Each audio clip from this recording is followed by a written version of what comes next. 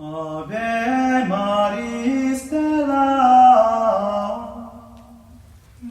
Hello and welcome back to Vatican II in a Year. This is your host, Father Matthew Schneider.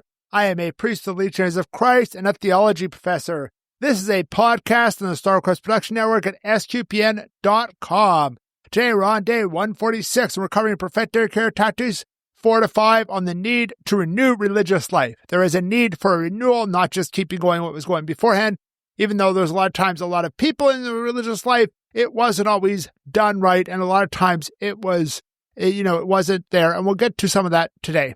If you want to follow along, we have a reading plan, more details, sqpn.com/Vatican, frmatthewlc.com/Vatican. Yesterday, we talked about the need to reform that adapts to the modern life while returning to the sources and focusing on Jesus. Right, today we're going to talk about the need to renewal through proper channels, authority, and then we renew by fidelity to our selfless service and commitment to Jesus, right? We as religious, right? So I'm a religious, so I often use the kind of we in this sense here, not just because it's not a they for me, but it's a we. I've noticed, just so you're aware of that. Anyways, so paragraph 4, which our first one today has 4 paragraphs. Going to read them in A, B, and then C, D. So A, B talks about all this needed for renewal, but by the proper channels. And then C and D talks about that renewal comes from our fidelity to our vocation, right? So let's begin with A and B. A, an effective renewal and adaptation demands the cooperation of all the members of the Institute. 4B. However, to establish an order of adaptation and renewal, to embody and legislate as well as to make its allowance for adequate and prudent experimentation, belongs to the competent authorities, especially to general chapters. The approbation of the Holy See or the local ordinary must be attained where necessary according to law. But superiors should take counsel in an appropriate way and hear from the members in order that those things which concern the future well-being of the Institute.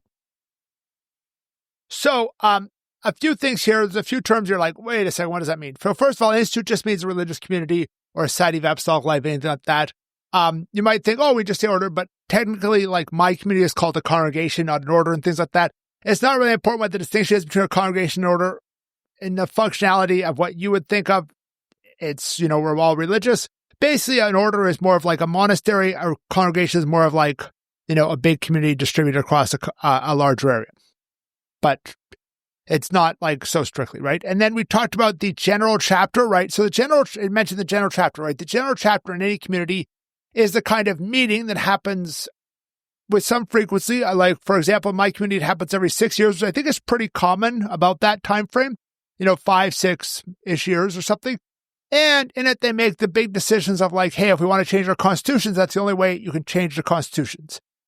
And so the general chapter, even though it only meets every 6 years, is the ultimate authority, right? So the general chapter will then appoint some kind of general superior. We call ours the general director. Others call them like, the abbot general or something like that, or different terms, but the general superior.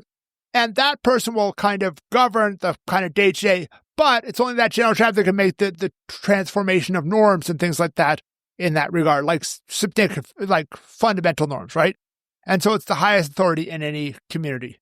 Now, also it talked about the local ordinary. The local ordinary just means the local bishop, or he was in the place of a bishop. If you're in like a mission territory, there could be a priest, or in some places there's abbots who have the place of the bishop overseeing a certain geographical area.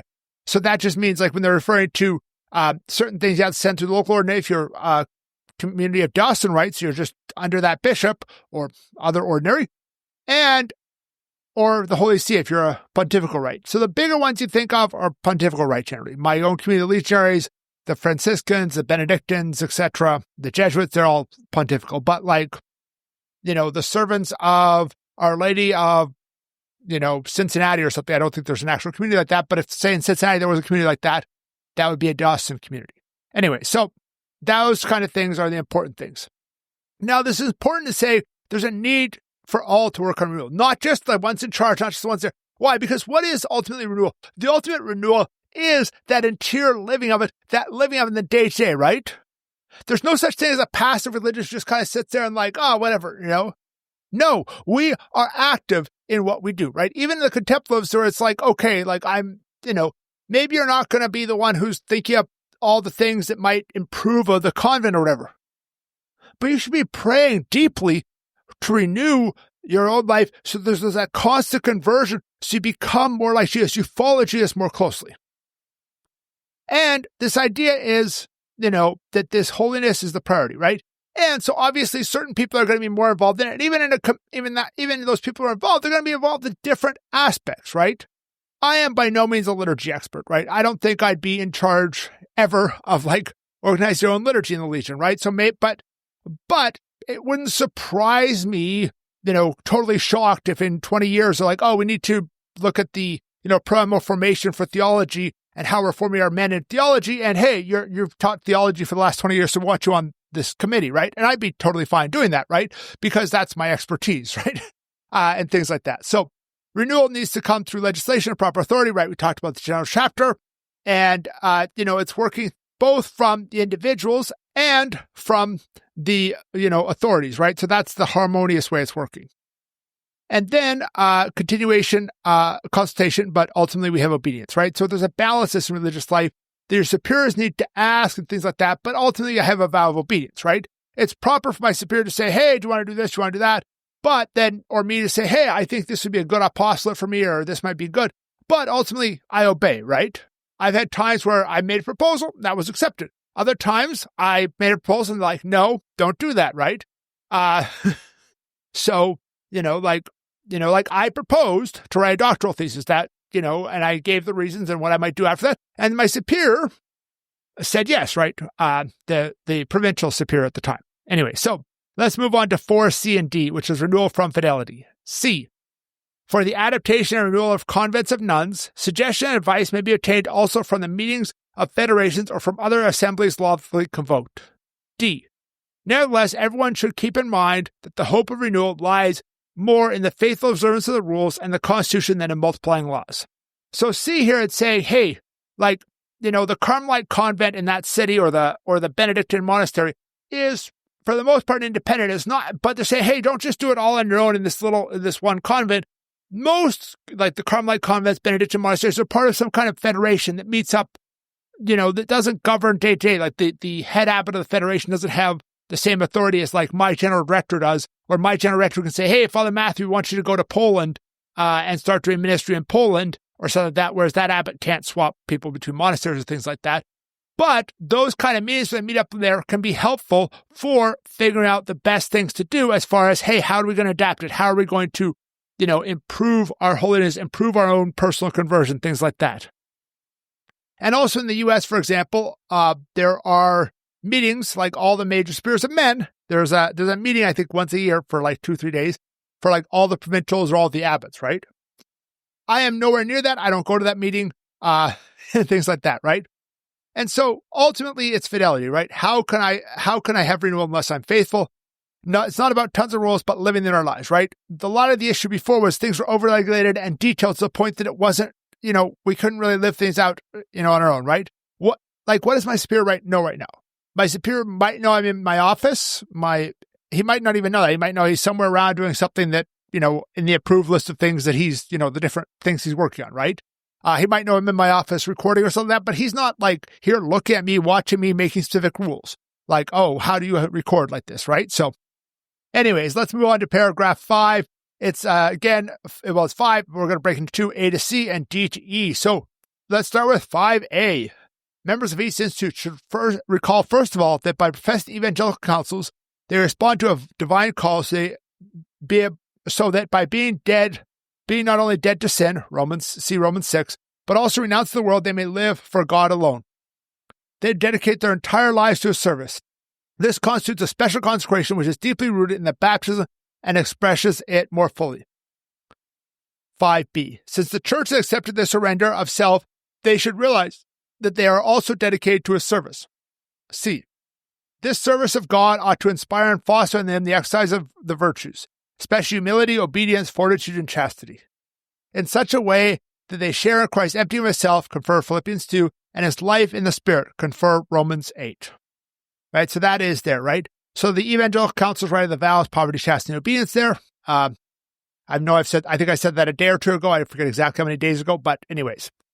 So the point is they help us renounce the world. It's not just that I renounce sin, right? All of us should renounce sin. But renounce good things, right? So in my office here, I have pictures of my sisters with their husbands, right? And that's a good thing. It's a good thing they're married and they have their kids and all the, Some of the pictures are just one picture.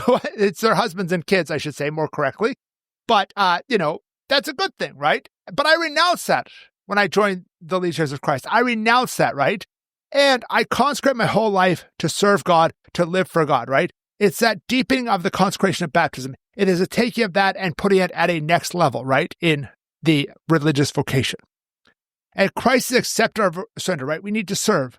There was a saying that's not as common now, but like Christ has no hands but your hands. He has no mouth but your mouth, right? And I think that is a way of viewing it, right? That look, Christ wants this poor person to be fed, but one of us has to feed him. He's not going to work a miracle. He relies on us to do that, right? There can be a way that can get Pelagian in interpreting that, but I think in that idea of like, hey, we can be those hands of Jesus to serve that poor person is a great idea. And then finally talked about virtues and commitment, right? Christ emptying himself, right? That idea that we follow Christ empty himself, the virtue of Christ empty himself. So let's follow text 5, D and E. Christ, the one thing necessary, we must follow him. D, faced with their profession then, and leaving all things to the Savior Christ, confer Mark 10. Religious are to follow him, confer Matthew 19. As the one thing necessary, confer Luke 10. Listen to his words, confer Luke 10 again. And solicitude for the things that are his, confer 1 Corinthians 7. 5E. It is necessary, therefore, that the members of every community seeking God solely and before all else should join contemplation, by which they fix their minds and hearts in him, with apostolic love, by which they strive to be associated with the work of redemption spread throughout, and to spread the kingdom of God. Right? Jesus is the one thing necessary. He is the one thing that we religious work for, right? We have to listen to him. We have to be solicited to him. We have to give all for him. Right? It's not just, hey, I said my prayers. Okay, I said my prayers. I said them. What is that?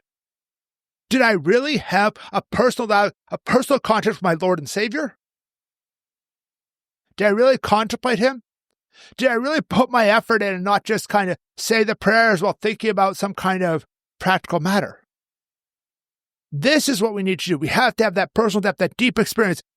Jesus is above all else. That contemplation of the divine is an important, essential aspect for religious. We need to experience God's love.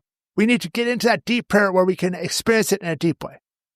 Now, obviously, it's not just deep love, right? I'm in an active community. I'm not here to be like a hermit just contemplating God all day and night, right? And even in those other communities, like the Carmelites or other things, they do smaller things. They might make altar breads. They might make, little gifts or things like that we can use. Like, you can get Christmas gifts for people. There's like the, special things that the sisters made or the monks made and things like that. And those are all good. Those are all valuable.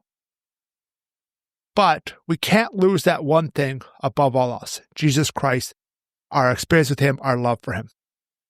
So thank you for listening to this episode of Vatican II in a Year. This is a listener-supported podcast, and you can donate to help StarQuest produce it and other great podcasts at sqpn.com/give. You can give one-time, monthly, or join the StarQuest Patreon.